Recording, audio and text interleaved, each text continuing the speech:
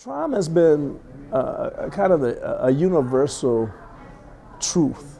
When the truth comes out, it's some kind of wound. It ended up being some kind of traumatic experience, event that happened in their lives that they never healed from. It's being that the parents socialize the children to deal with it as a norm. So it's not even diagnosed. Like depression isn't diagnosed because depression is expected. It's expected you're not going to feel good. Like in some communities, there's going to be bullying. It's not whether or not it's going to be you're going to be bullied. So you better join the gang.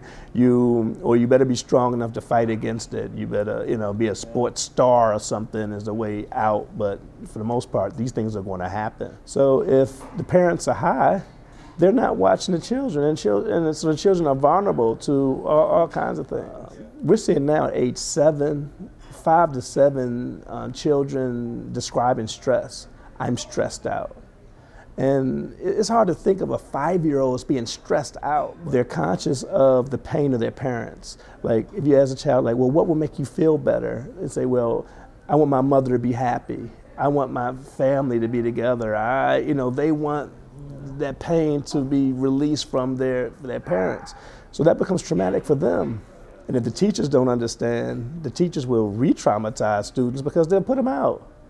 And it's already an isolation piece, so you didn't comply, you're not complying with what I need, you're adversely affecting my learning environment, you have to leave. I think the teachers need to be trained and informed in what trauma looks like. And when they see the signs, for it to be a caring experience, like, look, like, we love you, we believe in you, we see great things in you, let's talk. Right now it's no time for it because it's just about testing. And the teachers know if they don't show good scores, they're being viewed as ineffective teachers. So we're losing the human part of education. Right. The first piece is to build trust. So it's no filters, it's no judgments. It's just, look, like my goal is to get to a point where you can share your truth. I'm young, still don't play. I swear my mother in the way. She say drug free is the way. I listen and obey. I can share my truth with you, you can share your truth with me, and we can figure this thing out. Boy, I come from the world. Don't play when it comes to my turn. Step on it, you'll get hurt. Once that happens and they start to share like this stuff is going on, then it's like, one, understand that it's not your fault. First thing is that it's not because you're not lovable, it's not because something you've done, you're not the cause of the stress. It's other things. Like when people can talk about it, then we can start healing. Then it becomes like, how do we heal from this? And like any other physical wound, like what do we do? Well, it depends on what it is. Is it a nosebleed? Is it a gunshot? Is it, how do we treat this physical illness? Same as treating the emotional piece. Unfortunately, the language of health is almost viewed as lame. Like even like you said, oh yeah, health food. Oh, I don't want a health food. So it's the idea of it is not something we use in our language. We use more hate language than love language normally. So it's different for them. But as they start to see, like healing is a good thing. Like really, it's not. Especially for our young men to understand, there's nothing emasculating about healing and having emotional problems. Don't think that you're less than a man because of it. And we have a lot of that too. They think, that's soft. So soft isn't good. Anything like, showing your emotions is a bad thing. So, you're supposed to be able to deal with trauma as a man. But, it hasn't worked well for us. If you are bleeding, you may use a Band-Aid, you may need stitches, and that's okay. But, we're not good at talking about our emotions or our thoughts. We're, the physical, we can see it, okay, we can deal with that.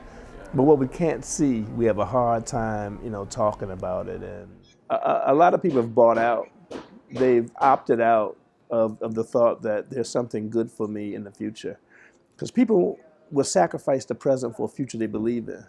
If they don't believe in it, why would I sacrifice the present? It's all about instant gratification. If I don't think I'm gonna get gratification later, what am I preserving it myself for? We deal with children with with sexual behaviors and stuff. It's like, it's like, well, why wait? I don't care about AIDS or anything else. I don't see a future for myself. It's not understood that children have wounds, bleeding wounds inside of them that they're not even identifying with.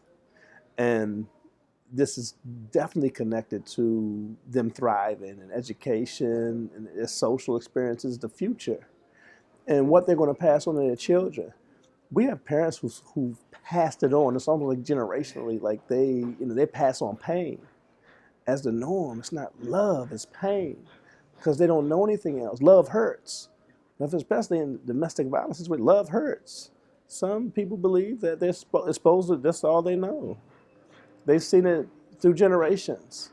So to break it generationally, we have to infuse a healing process, and it has to come through love. It's not going to come through a logic model. A lot of people believe like this is science. Science should support it being the right thing being replicated. So, but you can't put love on a logic model because it's not smart, specific, measurable, actionable. They have a thing, or it's not smart. Love, trust, these different things that we need, like this, it's not included in the model, so people don't know that you have to have it. It's an afterthought, but you can't do it without love and trust.